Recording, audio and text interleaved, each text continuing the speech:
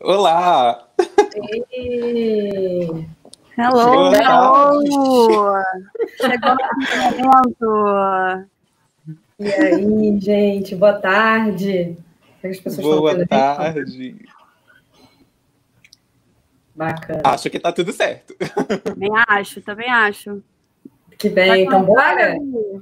Bora, porque a gente não tem muito tempo. Não tem Bora muito que tem tempo. E aqui a gente tem muito vai abrir conteúdo. perguntas, né, Gabi? Isso, a gente tem pouco tempo, muito conteúdo, e a gente ainda quer dar um tempo de perguntas aí para vocês. Espero que vocês gostem. Meu nome é Gabi Trigueiro, eu sou gerente de influência na Viu Hub.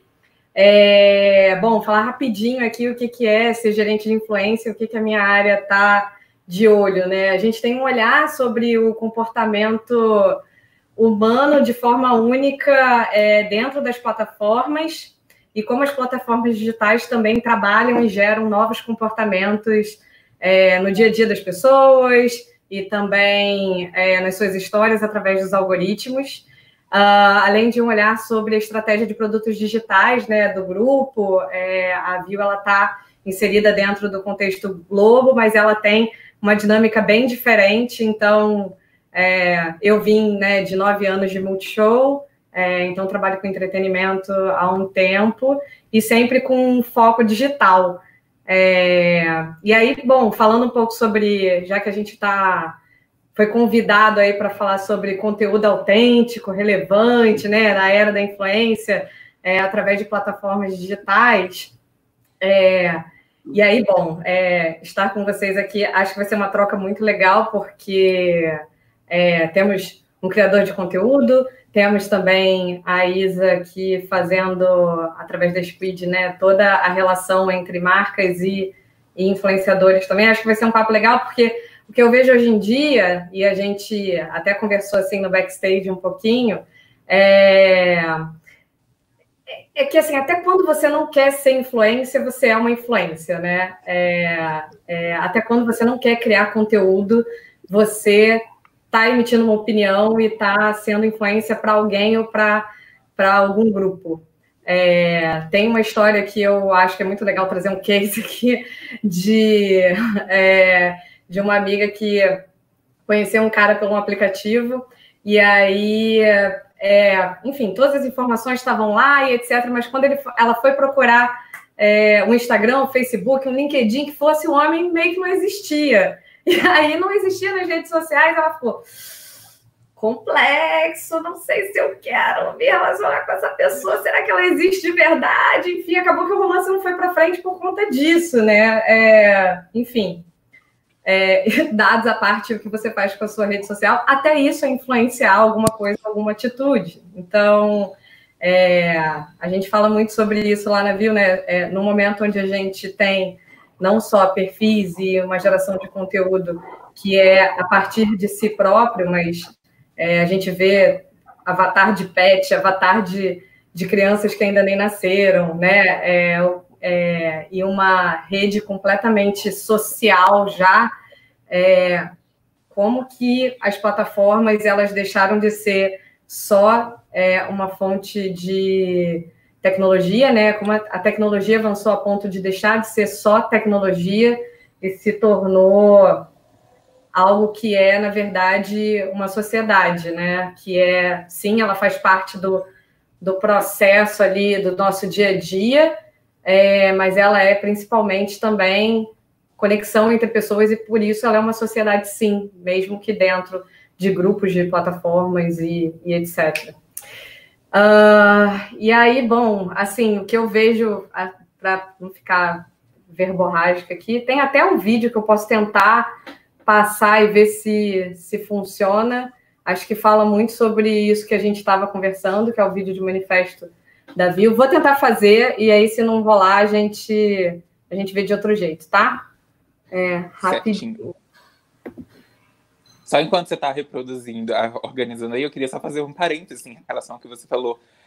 Eu acho que hoje na internet a nossa existência, inclusive, é sobre o que a gente faz e o que a gente não faz também, né? Igual esse cara. O fato de ele não existir ali foi um sinal. Hoje o que a gente se manifesta, o que a gente fala, significa. O que a gente também não se expõe, não se manifesta, não se fala, também está dizendo muito. Sim, também influencia, né?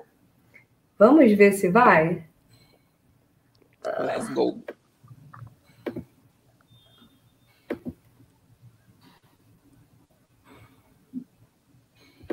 Vamos ver, compartilhar o áudio. Vocês estão vendo aí? Não. Não? Não. Ficou no share screen. Estamos vendo você. Agora com foi. certeza. Agora foi. Então, Vai lá, vamos ver se é o Gabi. áudio.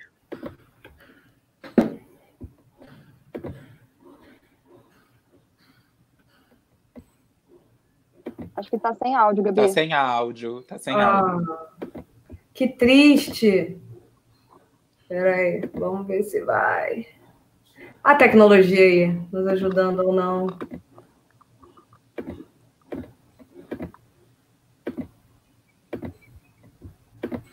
Opa. Tentar de novo. Se não for, aí não é para ser, né?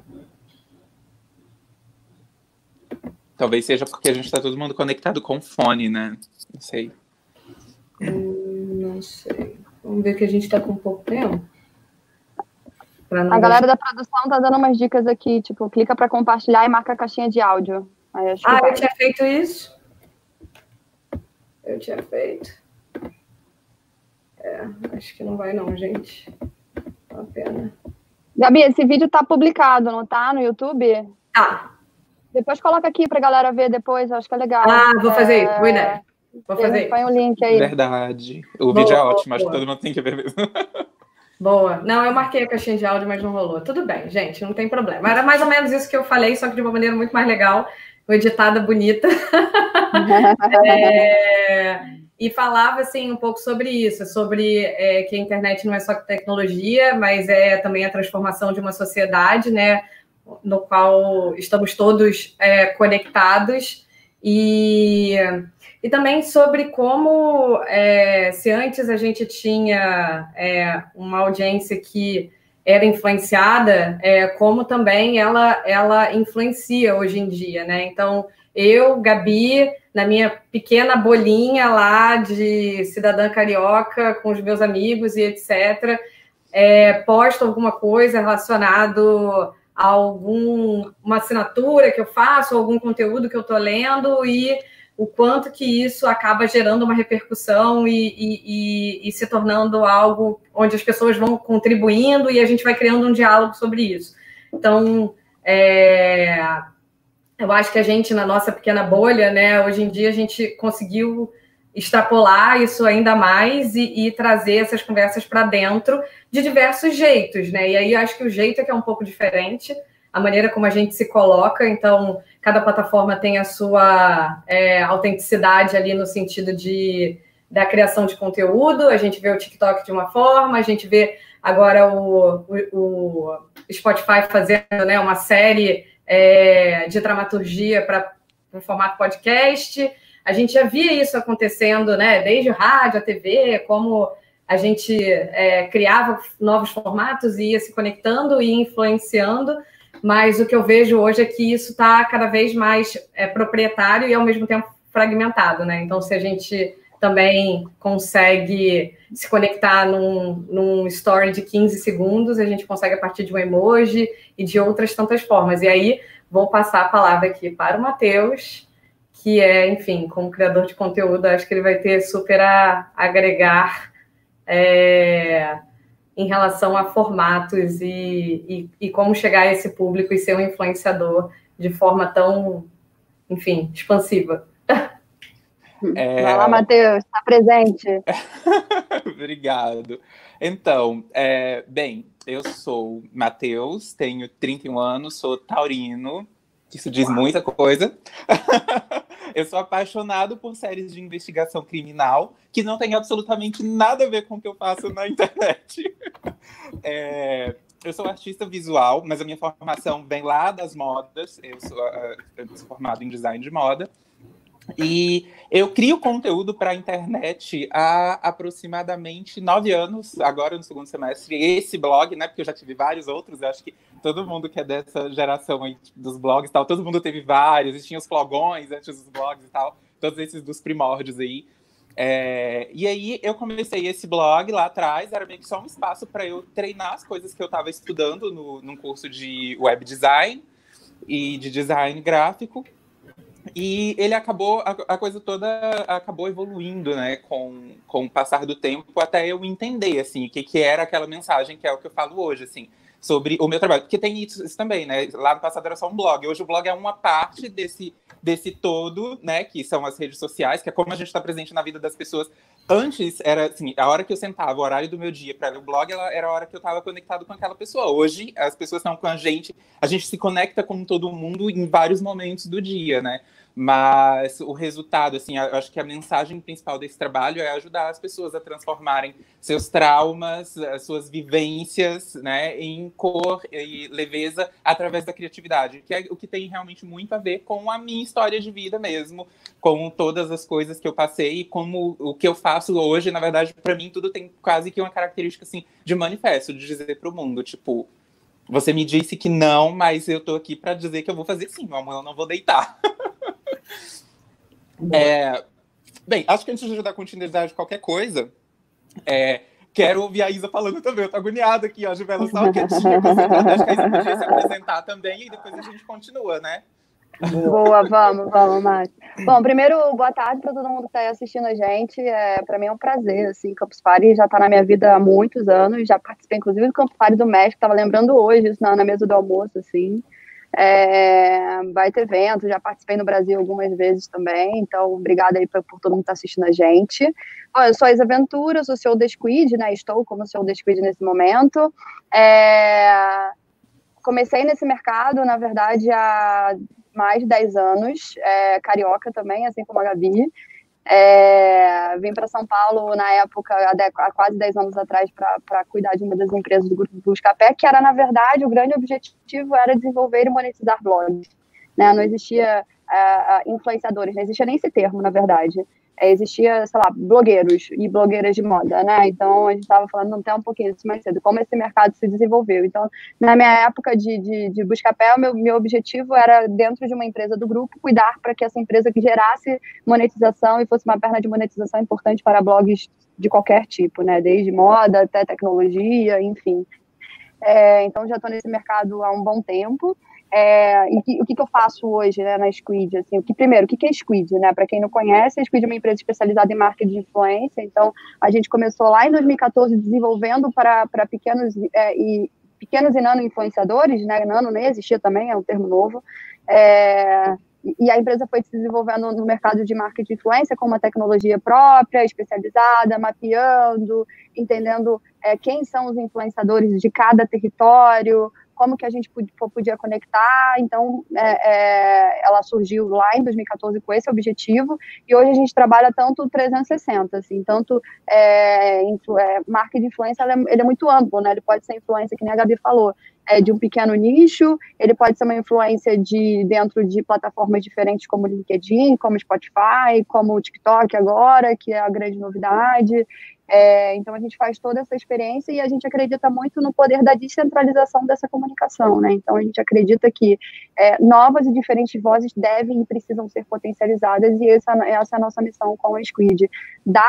A gente não dá poder, né? Mas potencializar essas vozes. Então, e a gente é especialista em criar esses projetos onde a gente une, a gente entende qual é o desafio de negócio do cliente e conecta com determinados influenciadores dependendo do objetivo, né? Além disso tudo, a gente tem uma tecnologia para mapear, entender toda a gestão desses influenciadores, como que funciona, se funcionou, se não funcionou, qual que é o conteúdo que está convertendo mais, qual é o conteúdo que está trazendo mais visibilidade para aquela campanha. Então, a gente consegue fazer tudo isso através de tecnologia e de um time especializado para fazer tudo isso acontecer, né? Porque o que a gente acredita, né, dentro da Squid?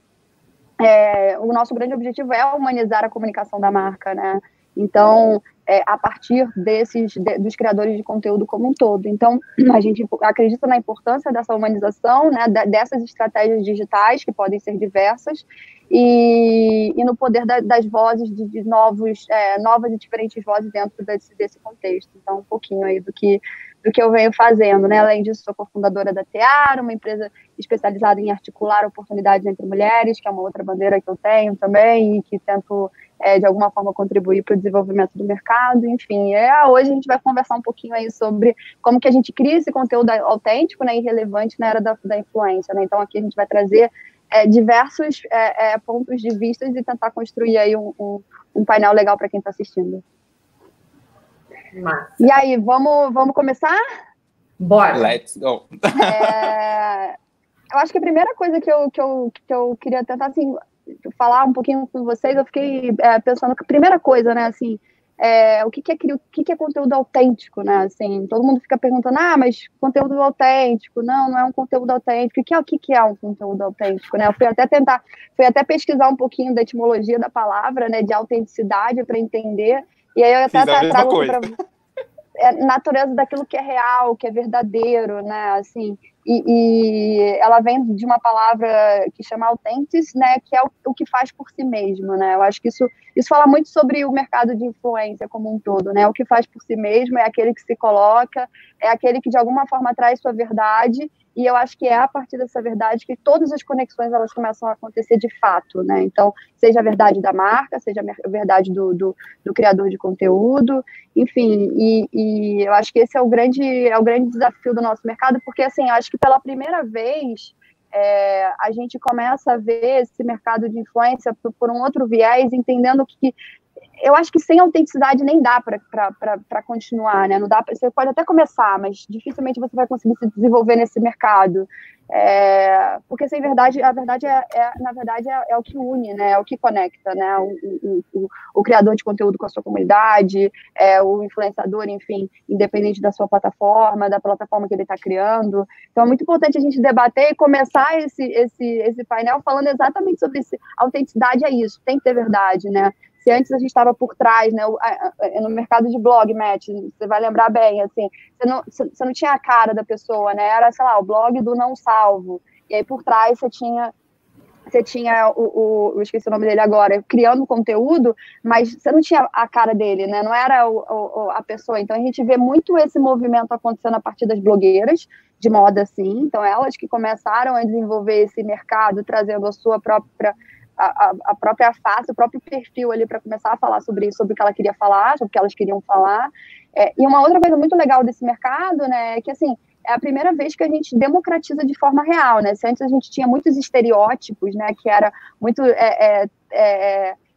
levantado ou pelas emissoras ou acho que o influenciador, o criador de conteúdo, é a primeira vez que a gente começa a ver ele do jeito que ele é.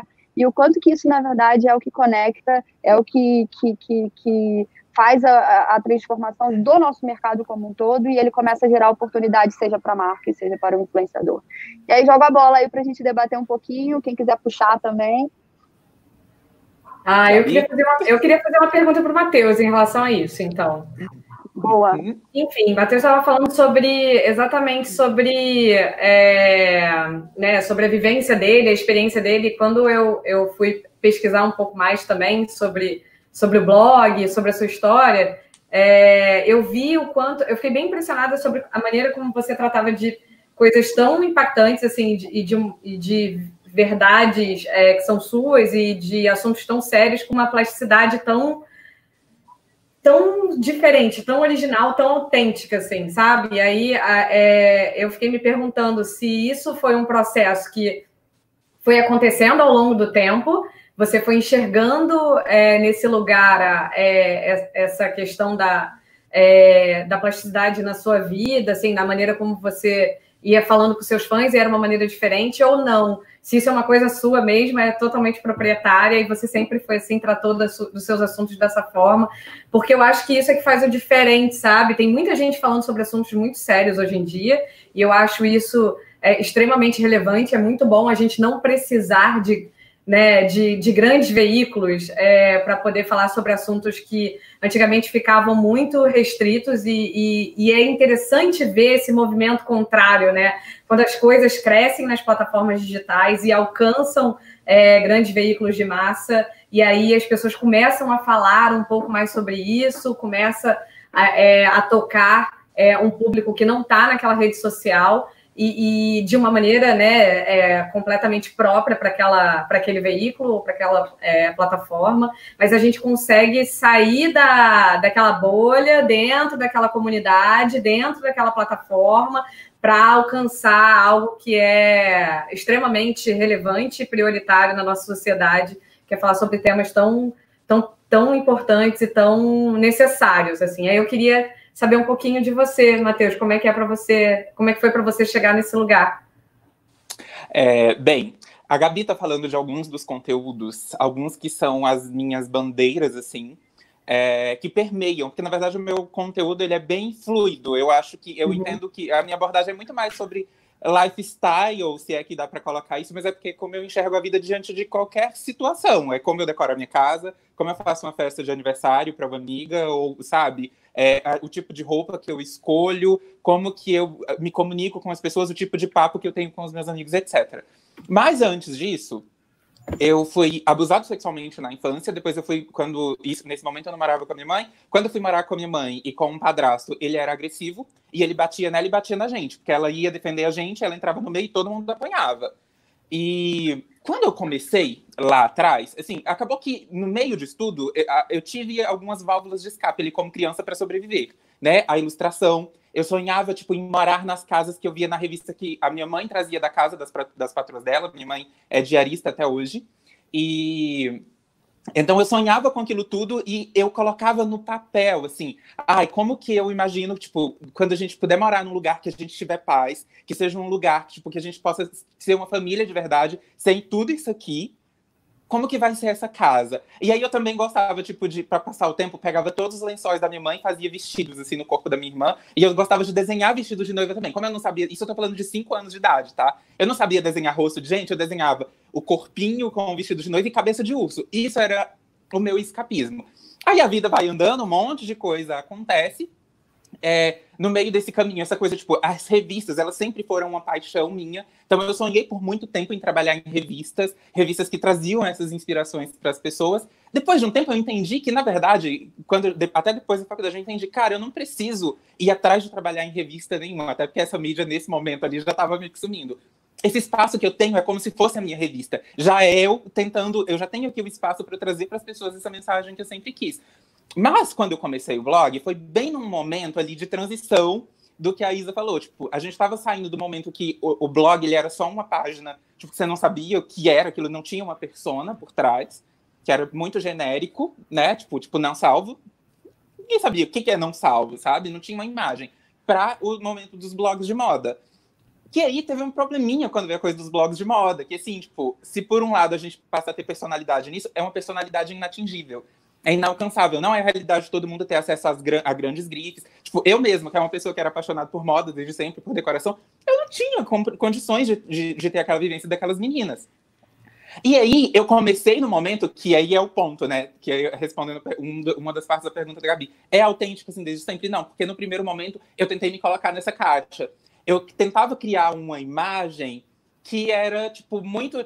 E não no meu conteúdo, mas minha mesmo. Tipo, de uma pessoa que tinha acesso a essas coisas porque eu achava que se eu não tivesse, as pessoas não iam ser aceitas. E mais do que isso, eu tinha até os meus próprios complexos mesmo. Tipo, minha voz é muito afeminada. Eu cheguei a procurar fonoaudiólogo para eu ser menos afeminado na tela. Porque eu não queria que as pessoas me julgassem por isso.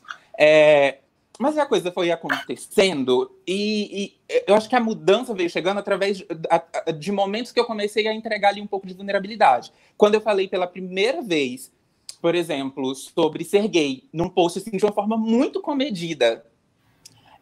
Mas assim, falando mesmo no sentido de abrir o coração, porque as pessoas já sabiam, já tava na cara, já tava na tela. Mas assim, tipo, de falar sobre os meus sentimentos em relação a isso, eu fui tão acolhido pelas pessoas. Aí o outro passo, que foi lá atrás, que foi falar de abuso sexual infantil no momento, isso já tem alguns anos. Ninguém na internet falava disso, não tinha nenhuma blogueira, nenhum blogueiro falando sobre isso. Na TV também não se falava. Isso foi antes da Xuxa, por exemplo, vir a público falar sobre isso. Eu fiz morrendo de medo de como que as pessoas iam entender aquilo, se as pessoas iam me julgar. Cara, eu fui tão abraçado, foi tão incrível. Então, assim, foram essas pequenas doses que foram me mostrando que a vulnerabilidade gerava identificação, porque eu, inclusive, recebo mensagem até hoje, e-mails de pessoas que falaram que leram aquele primeiro post e me agradecendo por aquilo, e dizendo que são pessoas casadas, que têm filho, mas que nunca falaram sobre aquilo e que vão finalmente procurar ajuda por causa daquele conteúdo, sabe?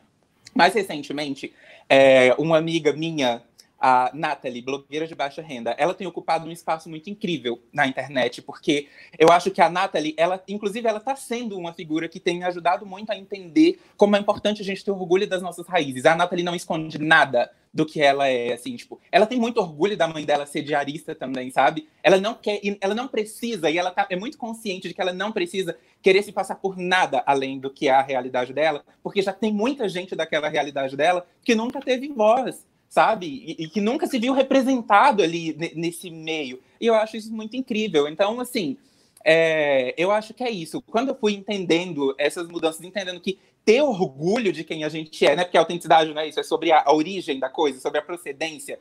Então, assim, a minha origem é essa, não há nada que eu possa fazer que vai mudar. Então, assim, o que eu faço, por exemplo, hoje, é que quando eu abordo assuntos muito densos, como, por exemplo, quando eu venho falar de abuso sexual, de violência doméstica, né? Por exemplo, eu fiz um vídeo recentemente que eu chamei a minha mãe para contar como foi para ela superar 25 anos de um relacionamento totalmente tóxico e abusivo em todos os sentidos possíveis, emocionalmente, fisicamente. E eu fiz isso através de papel de carta. Eu criei ilustrações de papel de carta, antiguinho, super fofo. No Instagram, no IGTV, os primeiros 15 segundos são o que segura a pessoa. Os primeiros 15 segundos são muito fofos. Porque eu não quero ser o que a propaganda do governo falando sobre isso, que ela é agressiva. A propaganda do governo mostra pessoas amordaçadas. Mostra uma mulher com um roxo na cara ou criança amordaçada, num ambiente escuro. Isso repele as pessoas. As pessoas vão continuar para sempre com medo de falar sobre isso. E a gente tem que trazer para um ambiente que é natural. E aí eu coloco isso de todas as formas. Então a mesma coisa sobre ser um criador de conteúdo gay. E eu sou um gay que eu não sou o padrão, né? A Barbie, eu não sou a Ursa. Eu tô num limbo aqui que eu não me identifico, às vezes, muito bem dentro da própria comunidade, porque eu tenho uma essência muito feminina, eu me identifico muito com o universo feminino, mas não é nem a questão da transexualidade, porque eu me entendo muito bem como menino, eu estou super ok com isso, mas é muito claro para mim que eu me identifico muito com o universo feminino. Então, eu sou um menino gay conversando com meninas, desde sempre, assim, sabe? Então, que lugar é esse que eu tô ocupando? E aí, quando eu comecei a tomar consciência disso também, eu criei uma hashtag. Você vê, a gente sai de um ponto que eu fui procurar um fonoaudiólogo para não parecer afeminado, ao ponto em que eu criei uma hashtag chamada Casa Viada. Semanas atrás, no Dia do Orgulho, eu estava na conta do Instagram do Pinterest Brasil fazendo um takeover, falando sobre esse trabalho com essa hashtag, foi um momento, assim, um dos pontos de virada para mim, que a minha comunidade entendeu isso, o que eu estava querendo dizer, que tipo, ser viado não é ruim, é incrível, é sobre você se expressar, usar tudo que está ao seu redor para expressar quem você é. E aí a minha turma entrou nessa onda comigo e a gente tem uma hashtag linda no Instagram que chama Casa Viada, que é onde as pessoas compartilham os espaços delas e compartilham como elas usam a criatividade para transformar o que está por perto delas, sabe? Então, não sei se respondi, espero que tenha respondido, mas o caminho para mim foi meio esse, assim, começa assim, tipo, no momento que eu acho que já existia uma lógica de eu saber mais ou menos o que eu queria fazer, mas autenticidade, que é autenticidade? Num lugar em que estava todo mundo me dizendo que quem merecia, quem tinha espaço era só aquelas pessoas da qual eu nunca fiz parte. E aí hoje, felizmente, não, sabe? Hoje, felizmente, eu falo sobre todas essas coisas com muito, muito orgulho. Legal. E agora? E agora? E agora? Eu acho, assim, só complementando isso que você falou das cartas e tal, a maneira como você colocou esse conteúdo, é isso, sabe? Isso é ser autêntico, isso é você buscar a sua voz dentro de um tema que muita gente está falando, né? Sobre violência doméstica, enfim, mas a maneira como você coloca isso que é onde está a tua originalidade, sabe? E eu acho isso, e aí eu fico pensando o quanto que é interessante do ponto de vista seu como criador, se tornar proprietário daquilo, né? Esse é o seu jeito, é o seu lugar, é a maneira como você fala, e o quanto as pessoas também podem aderir a esse tipo de jeito único, né, de tratar. Então, essa hashtag que você falou, exatamente, eu vejo dessa forma. Então, eu começo a olhar isso como uma comunidade e me apropriar disso também, porque eu também quero fazer parte disso. Você me influencia nesse lugar, né? Sim, eu acho que até um dos pontos que a gente estava conversando, né, que você tinha falado sobre a diferença entre ser voz de uma marca, voz da marca, ou voz que fala pela marca. E eu acho que, na verdade, o grande ponto hoje é ser a voz da minha comunidade, sabe? Eu posso estar, tipo, num meio de campo que eu posso ser a voz da marca? Posso, mas eu acho que só vai fazer sentido eu ser a voz da marca a partir do momento... Eu acho que eu vejo meio que um fluxo. Pode ser que faça sentido só para mim, mas assim, se eu sou a voz da minha comunidade, que essas pessoas já se identificaram aqui, elas já se apropriaram disso, e a gente, de fato, tem uma relação muito próxima.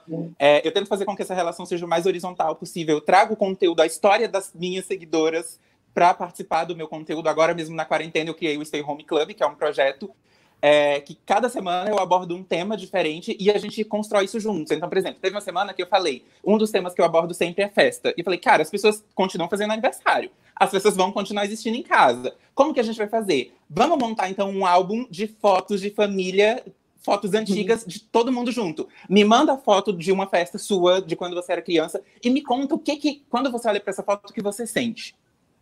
Porque eu já tinha clareza, tinha muita certeza que a festa, falar sobre festa, que eu queria falar com a pessoa, não é colocar um bolo na mesa, é como que você vai se dedicar para entregar afeto, porque é o que vai prevalecer. Daqui a 5, 10, 15 ou 20 anos, o que vai prevalecer não é o sabor do bolo, é o afeto, é o cuidado que teve ali, sabe? Então, assim, quando eu já entendo que eu sou voz dessa comunidade, porque essas pessoas estão aqui junto comigo. Tem seguidoras que estão comigo, tipo, sei lá, 6, 7 anos, e que a gente troca mensagem no WhatsApp. Quando eu tô, tipo, querendo implementar qualquer coisa nova de conteúdo ou pro blog, qualquer coisa de teste, essas são as primeiras pessoas a saberem, porque eu quero saber delas se faz sentido.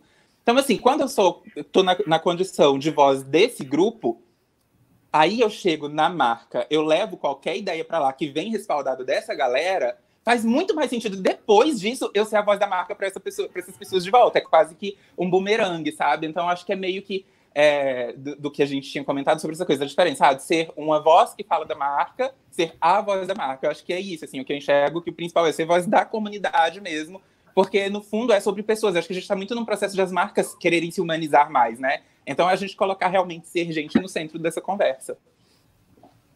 Falei demais, desculpa. Tava ótimo. A gente estava super ouvindo. Eu posso aproveitar, então, para fazer uma pergunta, porque eu já jogo para vocês aqui, ó. Bora, vai lá.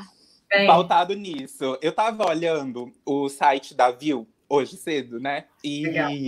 Eu vi lá um triângulo que é bem legal, que vocês colocam lá, tipo, que a Viu tá no meio aqui de uma comunicação entre anunciantes, as marcas Globosat ali e os influenciadores, os criadores de conteúdo. E aí, assim, eu como criador de conteúdo, que venho exatamente dessa história, que eu já falei, assim, que eu morro de orgulho disso hoje, assim, mas, tipo, filho de uma pessoa pobre, que não tinha acesso às coisas, tipo, parece tão distante, às vezes, pra gente, assim, tipo, chegar, se aproximar, por exemplo, quando que um monte de gente aí que numa situação parecida, ou mesmo, enfim, em situações diversas, qual a probabilidade das pessoas chegarem em pessoas como vocês, que têm total acesso a essas informações sobre esse fluxo mesmo, né, entre criador de conteúdo, marca, como que eu posso fazer parte desse universo? Então, no começo, eu queria muito ter tido acesso a um papo como esse, e eu não tive. Então, eu tô aqui agora, nesse momento, querendo representar as pessoas que estão hoje nessa situação, que querem começar ou que já estão começando algo. Agora, durante a pandemia, um monte de gente perdeu seus empregos, então vai ter que começar a pensar num tipo de projeto e usar as redes sociais como propulsor para esse negócio. E isso eu tenho pensado muito em como eu posso ajudar a minha comunidade também, já que eu tenho uma expertise aqui sobre como usar as redes, como se conectar com as pessoas. Só que agora eu queria saber de vocês, que são pessoas que estão aí, ó, já tem essa expertise incrível de mercado. Como que vocês acham que as pessoas podem, quem está querendo começar, ou quem está começando, está engatinhando, ou mesmo que já está há muito tempo, mas está se sentindo meio perdido, como que a gente pode encontrar, a gente, criador de conteúdo, pode encontrar a nossa voz aí, a nossa autenticidade no meio dessa lógica toda de mercado, essa coisa que, olhando assim de fora, às vezes dá até um pouco de medo, né? Porque é muita coisa envolvida mesmo, já que o mercado se profissionaliza cada dia mais. Legal, eu acho que eu posso começar e depois a Isa pode complementar super bem aí também. Bom, a Viu está dentro desse contexto mesmo de unir marcas, né, e as marcas Globo dentro desse contexto digital, a partir de negócios. A gente tem, inclusive, dentro da área de influência, um mapeamento de influenciadores que são que já estão no mercado há muito tempo, mas a gente busca cada dia mais novos influenciadores, principalmente influenciadores que estão fora do eixo Rio-São Paulo, né?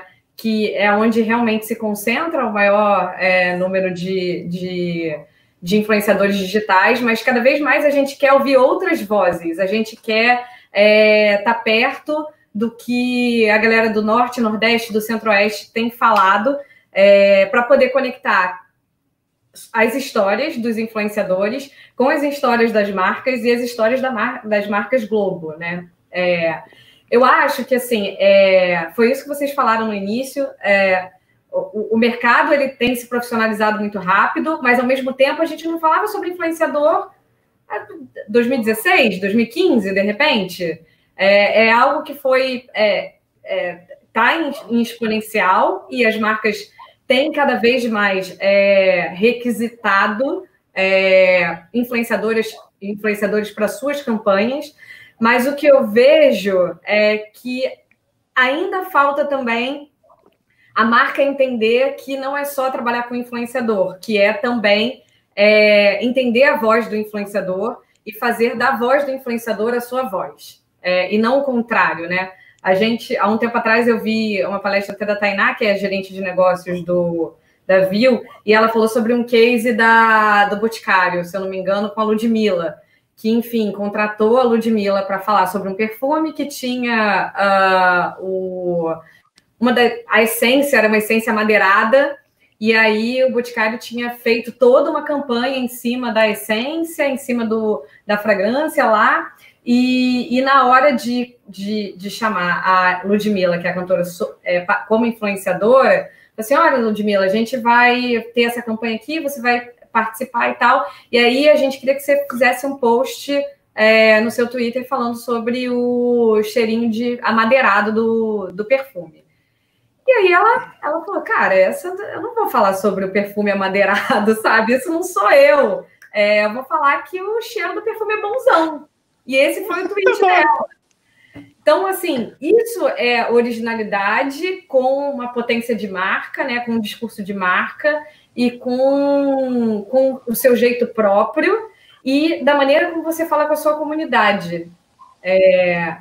E ainda, apropriado para aquela plataforma, né? Porque não dá também você ter um jeito de falar e estar numa plataforma que não combina com você ou que não combina com a mensagem. Então, se torna muito mais orgânico. O cheiro é cheirosão, é bonzão, sabe? Tá lá no linguajar. O usuário que segue a Ludmilla vai entender. Ele não vai comprar pela madeira, ele vai pela recomendação, pela influência da Ludmilla, e depois ele vai descobrir que é amadeirado e que é bonzão de qualquer jeito, entendeu? Então, eu acho que a Viu tem esse papel de fazer essa comunicação ficar mais orgânica, mais simples e criar conteúdos que sejam pertinentes tanto para a marca quanto para o influenciador. A gente também tem um braço de produto, né, desenvolvimento de novos influenciadores dentro dos nossos produtos e, enfim, também tem toda essa parte de descobrimento de novos influenciadores para conectar essa mensagem a novas marcas e a novas campanhas. E eu acho... Bom, e aí, Isa também pode falar um pouco, queria até te ouvir, Isa, sobre você que está ali no meio do caminho também, né, que faz essa conexão tanto com a marca quanto com o influenciador. Será que você vê esse movimento também das marcas? Algumas, elas estão mais preparadas para o perfume cheirosão, e outras não, ainda querem um publi ali um pouco mais marcado. Como é que é essa relação com o influenciador também? Como é que você consegue fazer esse meio de campo? Bom, acho que graças ao bom Deus, às deusas, a gente veio mudando isso no mercado, assim, assim, primeiro que a gente acredita na descentralização da comunicação, né, não dá mais, tipo, o que isso significa na prática, né, assim, quebra de estereótipo, quebra de uma série de coisas, assim, muito, muito enraizadas no mercado de publicidade e comunicação, né? Então, se antes a comunicação ela precisava passar, né? Um cliente ia para uma agência pensar toda a estratégia da comunicação, aí depois aquilo ali vai se desdobrar num plano de mídia, e aí depois do plano de mídia a gente vai entender como quem vai ser o garoto propaganda, e depois a gente vai entender quais são os canais, as rádios. Sim, eu sou da época que eu pensava isso, né? Assim, eu tenho aí quase 40. E eu me lembro de ter passado, e de repente a gente vê um mercado onde a produção de conteúdo ela é mais fluida, ela é mais verdadeira, ela é mais vulnerável, ela é mais sobre pertencimento, é mais sobre comunidade, onde tem milhões de possibilidades, né, de estereótipos possíveis, né, completamente democratizado. Eu acho que tudo isso que eu falei, ele vem potencializando o nosso mercado para as pessoas entenderem que somos múltiplos, né, não dá para falar né, da loira de olho azul, que vai falar, né, o cheiro... a gente vai ter 50 milhões de possibilidades, e essa é a grande beleza do nosso mercado, assim, é poder quebrar com esses estereótipos, assim. Óbvio, né, ainda precisamos de muito trabalho, eu acho que a gente está nesse momento de transição, eu acho que muitas marcas já entenderam que não dá para a Ludmilla, né, ou, né, exatamente assim, não dá para a Ludmilla usar, tipo, fragrância gostosa, as pessoas nem vão conectar com aquilo, sabe? Então, isso, beleza, acho que esse é o papel de determinados veículos que às vezes que funciona, mas eu acho que quando a gente vai para a influência, a gente está falando de outra coisa, e não dá para replicar o que vai para um determinado veículo, vai para a internet, dá para ir, mas tem que ir de outro jeito, sabe? Então, acho que isso a gente começa a ver mais forte, acho que em 2017, 2018, a gente começa a ver esse desdobramento, né? E que essa emoção que o influenciador traz é que conecta. Entende? Essa emoção, essa conexão de paixão que conecta, né? Então, e aí, graças a Deus, a gente vem quebrando isso com o tempo. Eu não acho que acabou o espaço, né? Que nem a galera, acabou o livro. Não, gente, não é sobre isso.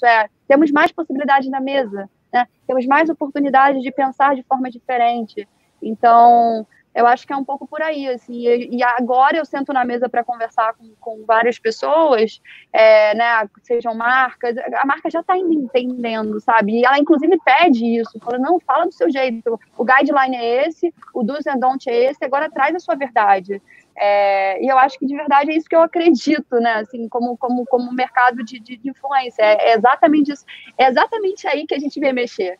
E essa é a grande beleza do nosso mercado, assim, trazendo diversas possibilidades de criação, né? Se antes, por exemplo, o criativo que estava lá dentro de uma agência tinha que pensar como que a comunidade lá de Fortaleza vai entender, cara, vai lá conversar com essa pessoa, pega um influenciador para mim, eu converso isso muito com o Pedro, né, do Magalu, assim, que é um grande amigo, a gente fala muito, cara, o criador de conteúdo, ele é um tradutor cultural daquela comunidade, ele vai te trazer, ele é quase o cara que abre a porta e fala, vem cá conhecer meus amigos, sabe? Então é mais sobre isso, assim, e quanto mais o mercado entender que é sobre isso, o mercado de influência, mais todo mundo vai sair ganhando.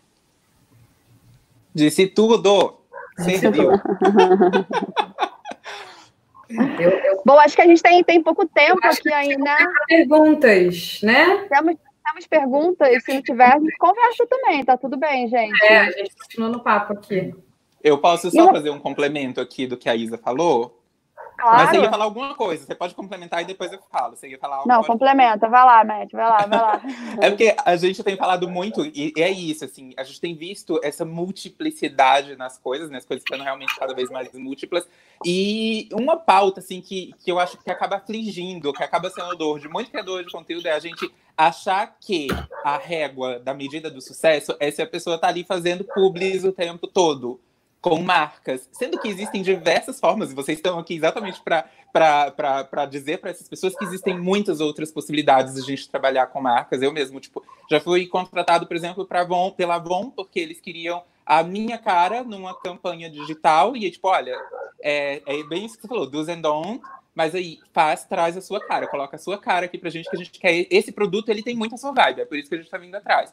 Já trabalhei por trás, assim, tipo, com marcas, particularmente teve uma marca de moda que era muito uma questão de trazer toda uma mudança mesmo de cultura de comportamento, assim, tipo, do que como a marca estava se comunicando com a cliente dela, porque tinha uma certa conexão entre quem a marca queria alcançar com as pessoas com as quais eu tava falando, sabe? Rolou esse papo, esse feat muito legal. Só que é isso, eu tava lá, não tava como, tipo, assinando publi. Eu tava lá por trás da marca, dizendo pra ela, olha, essa menina aqui, ela tá descobrindo o mundo agora desse outro jeito. Ela tá olhando pra essas outras coisas. Tipo, sei lá, linha de produto. Tem uma linha de papelaria minha circulando por aí. Ela não foi feita pensando só na minha comunidade. Ela foi feita pensando em todo um nicho de pessoas que querem organizar suas vidas de uma forma mais divertida, que tem a ver com esse mood do que eu entrego aqui, sabe? Então, é isso. Eu queria só fazer esse adendo, porque eu acho bem legal também, já que eu sei que é uma coisa que muita gente se preocupa. Legal. Agora, será que a gente tem uma pergunta? Amanda se conhece. Nesse momento que não tem intensidade mais relevante do que nunca. Temos um Como que a comentário. gente vê as perguntas aqui? Acho que Eu acho que eles colocam quando tem. Eu acho que não pode ser que não tenha. Tem? pode ser que não Tudo bem, acho que vamos. legais. A gente pode continuar aí, acho que falando um pouquinho assim.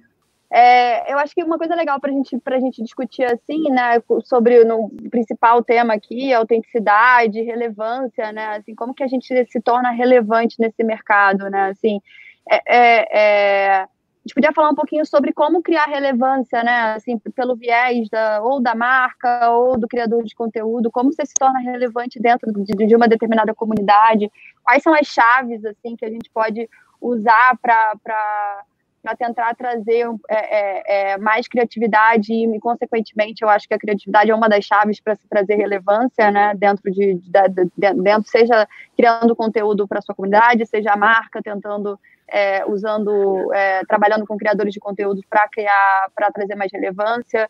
Esse é um ponto, eu acho que interessante também, se alguém quiser contribuir aqui ou quiser jogar outra pergunta, tamo aí. Eu acho que assistir o RuPaul's Drag Race, todo mundo. Gente, é sério, de tanto ouvir o RuPaul falando sobre vulnerabilidade, foi ali que eu falei, gente, eu preciso trabalhar isso em mim também. E, Mas cara, a vulnerabilidade é verdade, né? A vulnerabilidade nada mais é do que a sua verdade, né? O quanto você também se coloca ali e é isso. Você achar que outras pessoas não vão se conectar, que só você vive aquilo, não é. É muito mais verdade de muito mais gente, e aí quando você se coloca e se expõe desse jeito, você consegue se conectar de uma forma muito mais verdadeira. Então, e eu acho que isso funciona para influenciador, para criador, mas para marca também, e inclusive para gente, né? Então, assim, como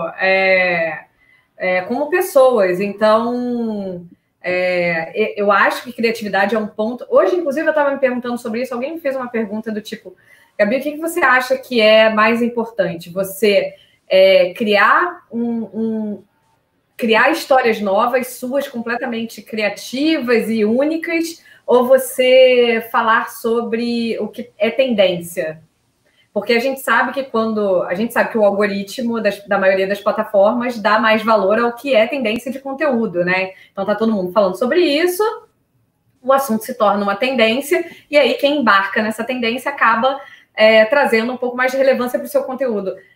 Ao mesmo tempo, quem está fazendo também um conteúdo que é completamente fora do que é tendência está percebendo aí uma audiência que é diferenciada, porque ainda mais em tempos de pandemia, onde a gente está com uma produção de conteúdo menor, né?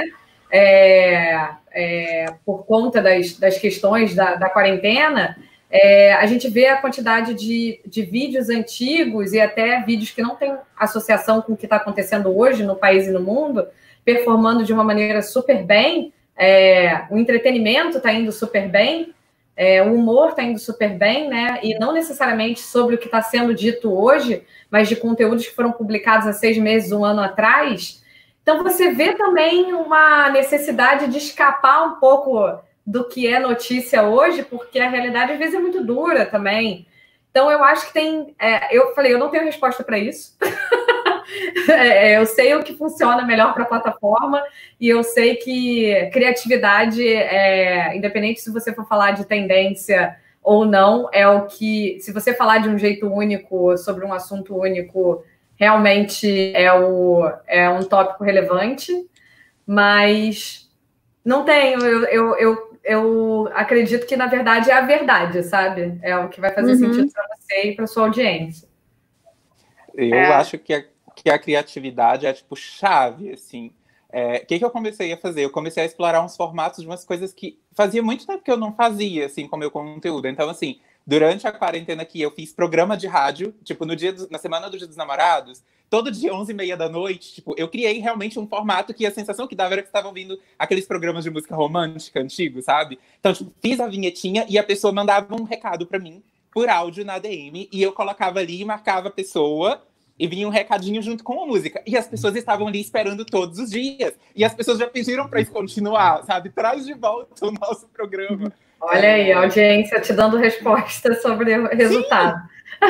Porque eu acho que é isso do que você está falando. Tipo, não é tudo que vai ser sobre pandemia agora, até porque eu, por exemplo, eu não sou biólogo, eu não sou epidemiologista.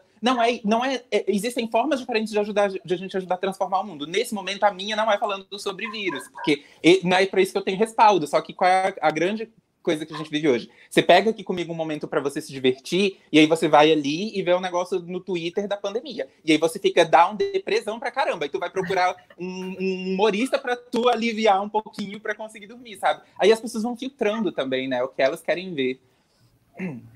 Bom, eu acho que para mim é um dos motivos do TikTok estar arrasando aí nos últimos momentos de pandemia, né? Essa nossa necessidade de entretenimento mesmo, sabe? A nossa necessidade de se divertir e vai continuar sendo. Eu acho que não sei se a gente tem mais um minuto ou se acabou, mas teve uma pergunta muito boa. Acabou. Teve uma pergunta. A Amanda Monteiro mandou aí sobre o fim daqueles influencers inatingíveis. Vou responder rapidamente, Amanda. Acredito Responde. Acredito que sim. A gente entendeu que quem a gente segue é validação de valor, gente. Então tomem cuidado, tipo, pensem por que você está seguindo. Aquela pessoa, né, é aquilo, que nem o Matt falou, o que ele está falando, o que ele não está falando. Então, assim, é muito importante a gente entender que quem a gente segue é um ato de validação, de uma estética e de como que a gente deseja a nossa vida. Então, repensem sobre tudo isso, é importante, é um momento importante que a gente está passando. É isso, obrigada. Ai, amei. Obrigadão, Campus Party, adorei. Obrigado, Campus. Gente, meninas, amei conhecer vocês, interagir. Amei, Matt. Amei, gente.